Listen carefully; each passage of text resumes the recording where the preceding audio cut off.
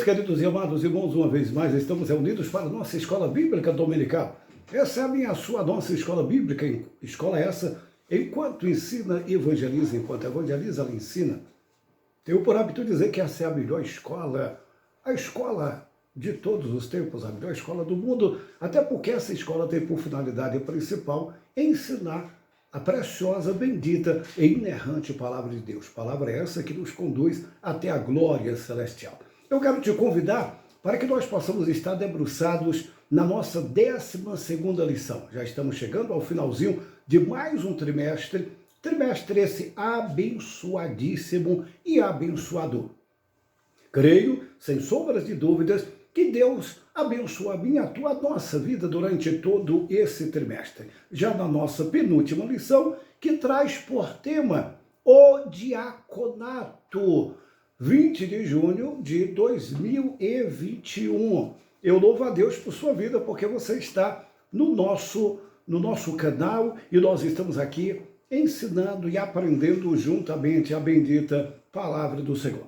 O nosso texto áureo diz-nos assim: porque os que servem bem como diácono adquirirão para si boa posição e muita confiança na fé que há em Cristo Jesus. 1 Timóteo capítulo 3, versículo de número 13. A nossa verdade prática diz-nos o seguinte: embora o diaconato não seja um ministério específico, a diaconia é uma missão de todos os crentes. Eu quero aqui já dizer para você que o diácono é diferente da diaconia.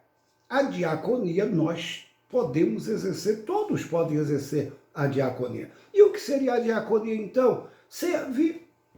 Nós vivemos para servir.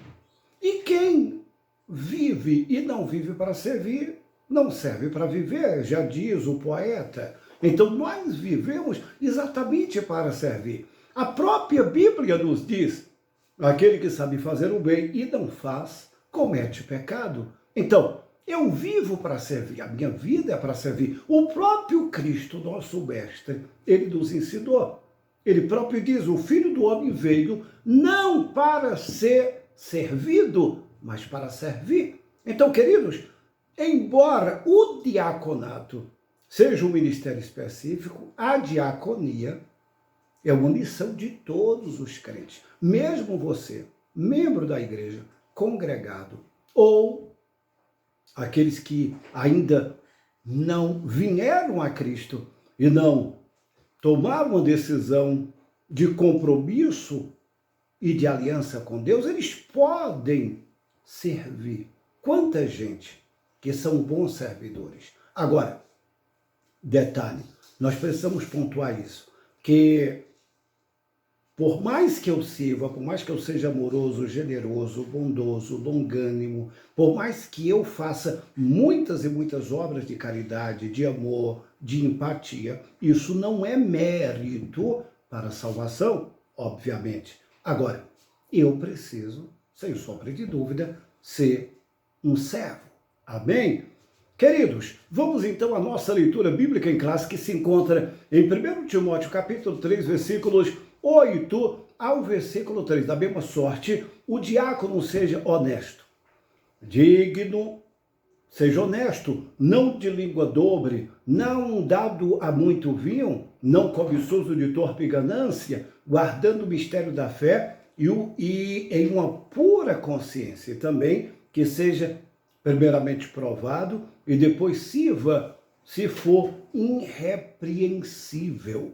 Irrepreensível. Amém? Então, queridos, está aí nossa leitura bíblica em classe. Vamos já à nossa introdução. Vamos já à nossa introdução. Amém? Louvado seja o nome bendito do Senhor e Salvador Jesus Cristo. No primeiro século da era cristã, a igreja cresceu sob o avivamento do Espírito e expandiu-se pelo mundo.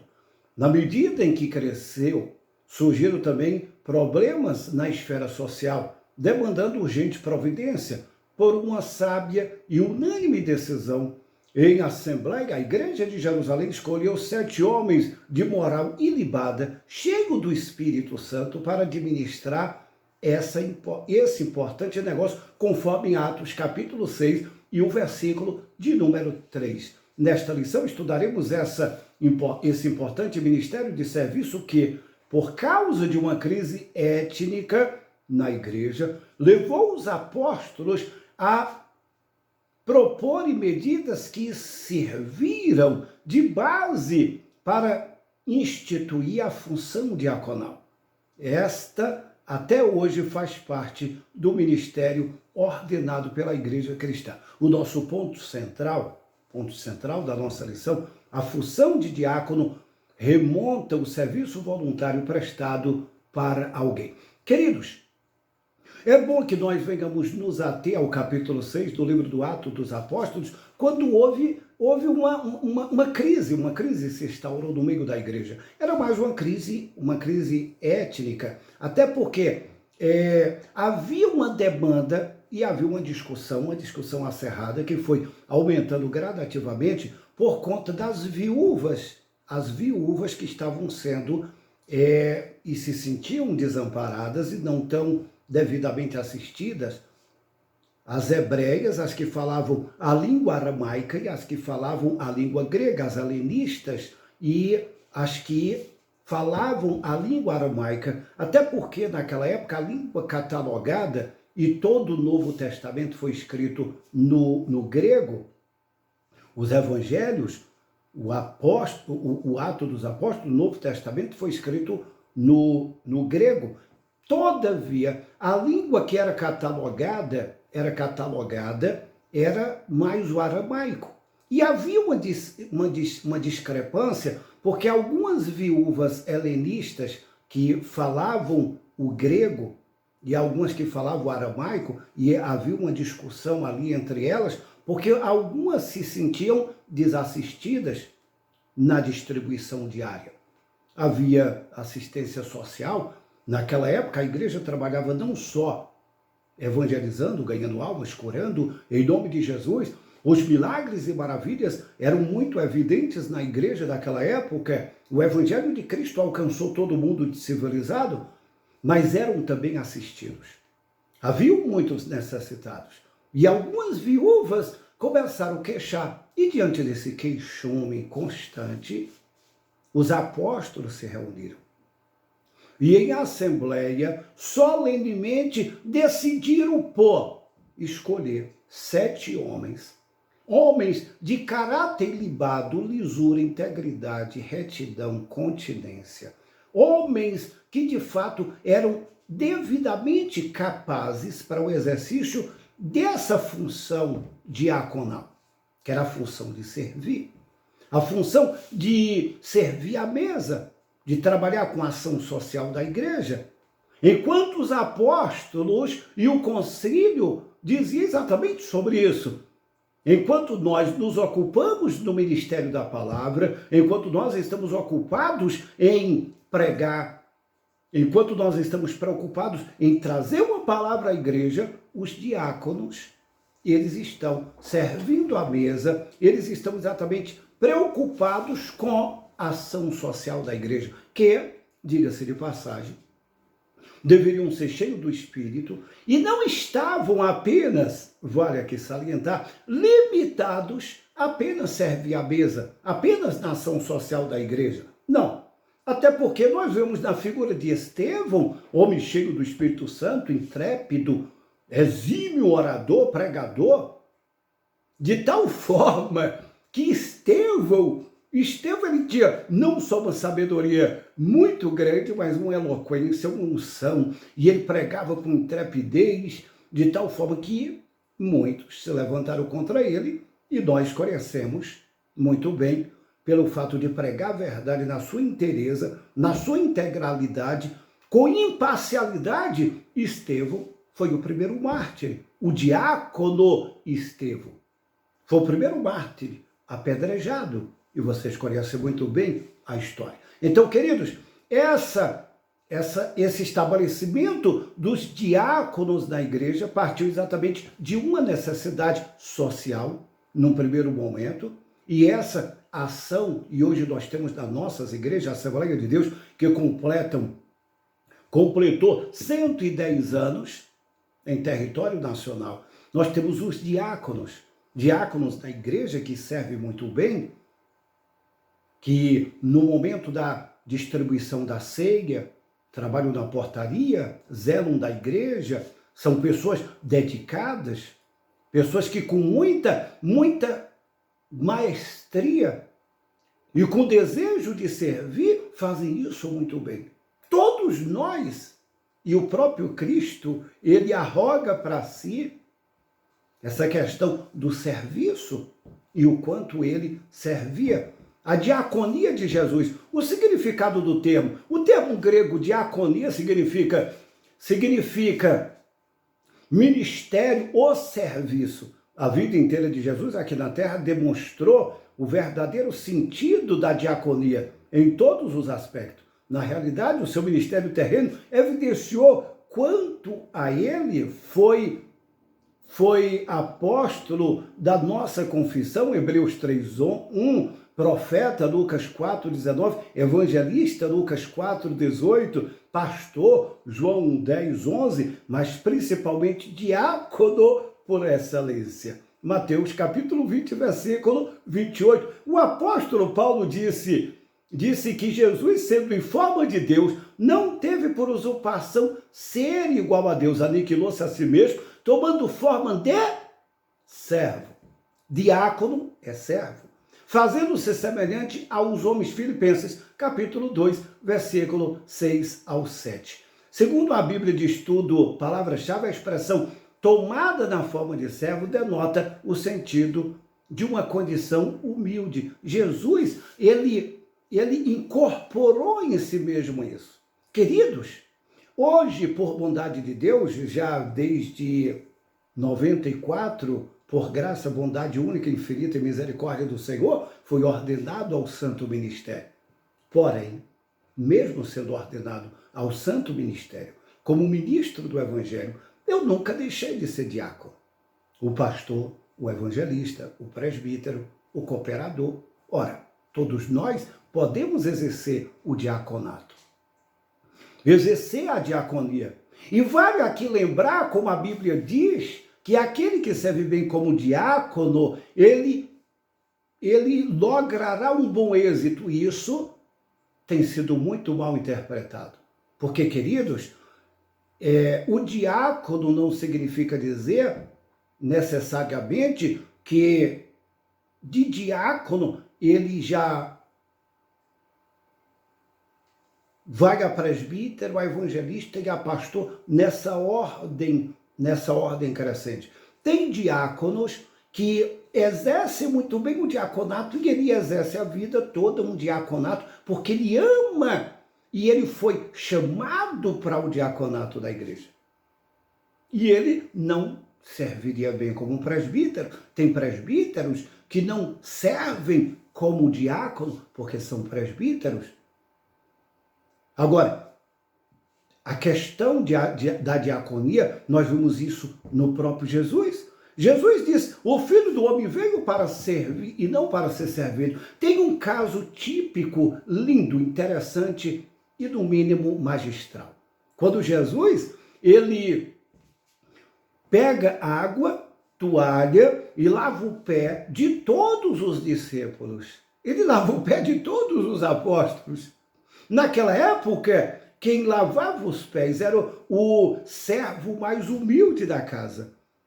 E Jesus, ele se humilhou, ele se redimensionou ao ponto de nos ensinar com sua própria vida, com exemplo, lavando os pés dos discípulos, enxugando os pés dos discípulos, e ele diz, ei, faça isso vocês também. Não que Jesus estava naquele momento estatuindo aquilo como doutrina, a doutrina do lava-pé. Não. Jesus estava nos ensinando o ato da humildade.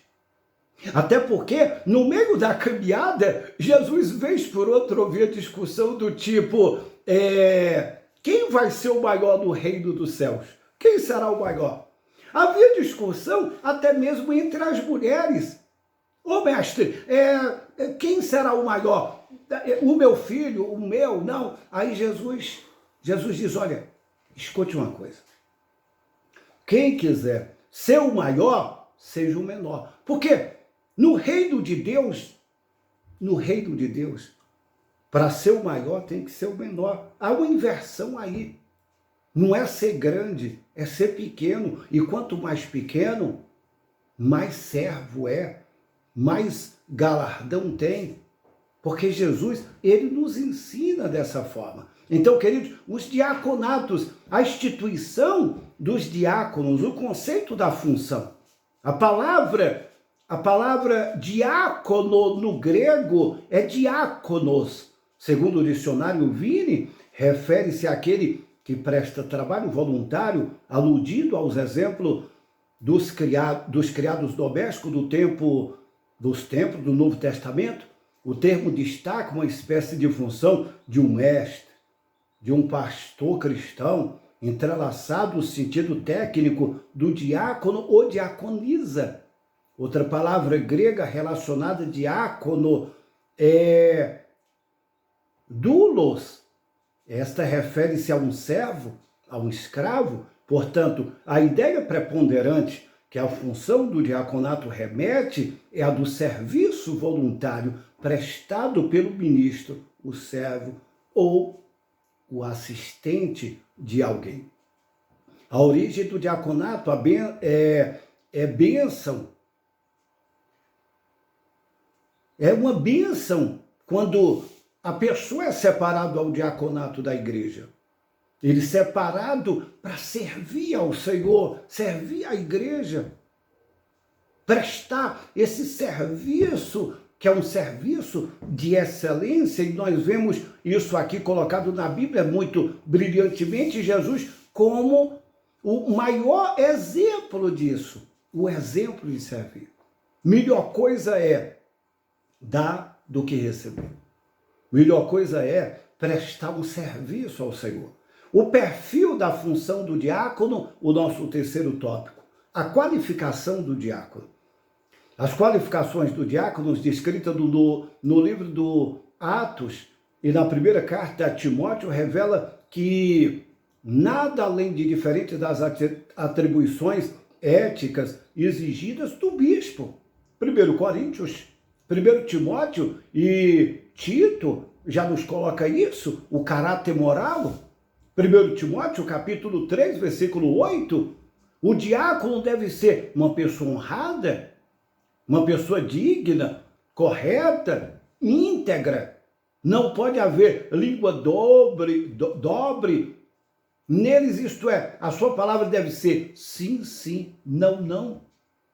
O diácono, ele deve ter seguir, no mínimo, esses pressupostos básicos aqui.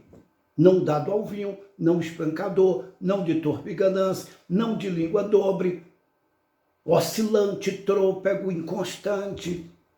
Aqui fala de mentiroso, essa língua dobre, fala algo, depois fala outra, não. E ele precisa de maturidade para servir.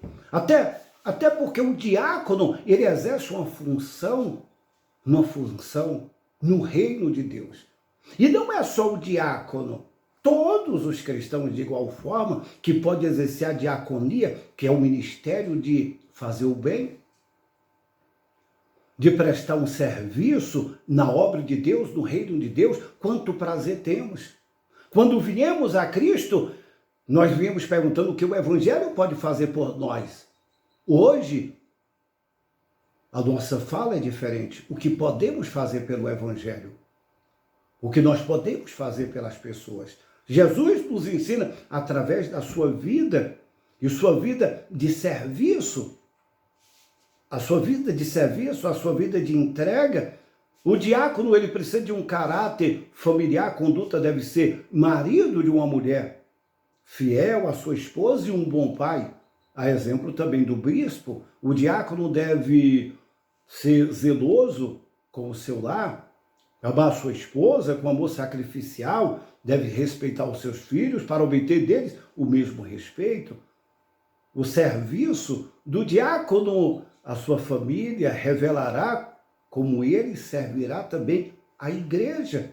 A função do diácono em Atos capítulo 6, quando foram instituídos diáconos, 7 homens de fala grega foram separados para assistir socialmente às viúvas, tanto as de fala hebraica como as de fala grega. Os diáconos não podiam permitir que houvesse injustiça de caráter social na igreja do primeiro século. A função do diaconato era fundamental e de caráter social.